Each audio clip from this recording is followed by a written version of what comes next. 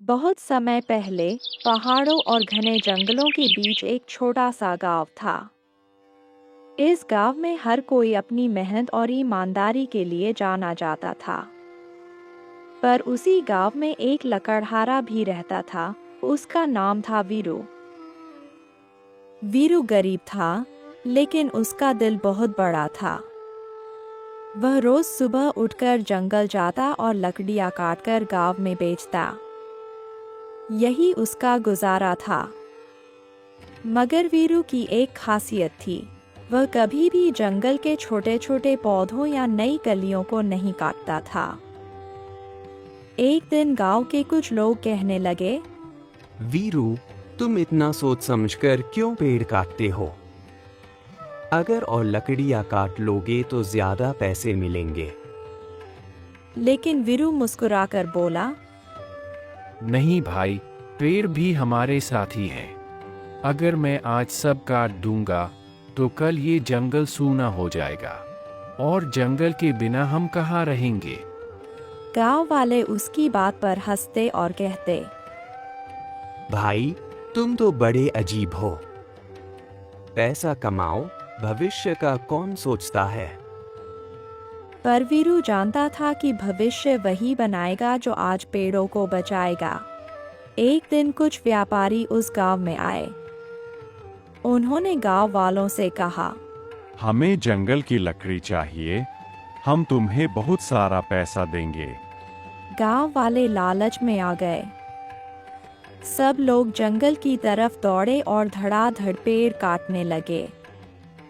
लेकिन वीरू ने कहा, ऐसा मत करो। अगर ये जंगल खत्म हो गया तो बारिश कहाँ से आएगी? खेत कैसे लहलहाएंगे? किसी ने उसकी नहीं सुनी। सब हंसते हुए बोले, तुम्हारी सोच हमें भूखा रख देगी। दिन बीतते गए। गांव में अचानक अजीब हालात होने लगे। बारिश कम होने लगी। खेत सूखने लगे। नदियां पतली हो गईं। जो गांव कभी हरा भरा था, अब धूल और गर्मी से तपने लगा। गांव वाले घबराकर सोचने लगे, ये क्या हो गया? पहले तो कभी ऐसा नहीं हुआ था। तभी वीरू ने सबको इकट्ठा किया और बोला, तुम्हें याद है, मैंने कहा था कि पेड़ों को मत काटो। पेड़ हमारे लिए छतरी हैं, हवा के रक्षक हैं। जब हमने उन्हें गिरा दिया तो प्रकृति नाराज हो गई।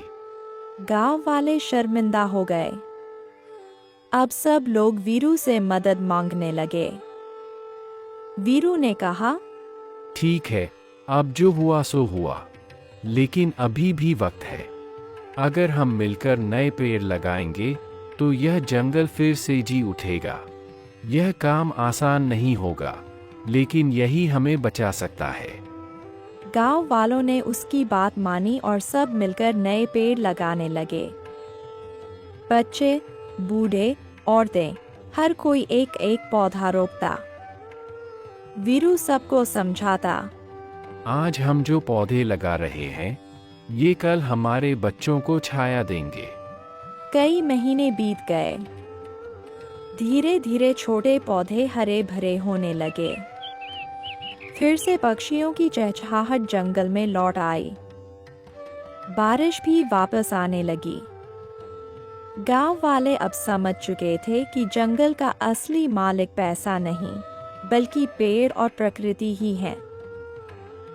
बच्चों, इस कहानी से हमें यही सीख मिलती है कि पेड़ केवल लकड़ी नहीं है।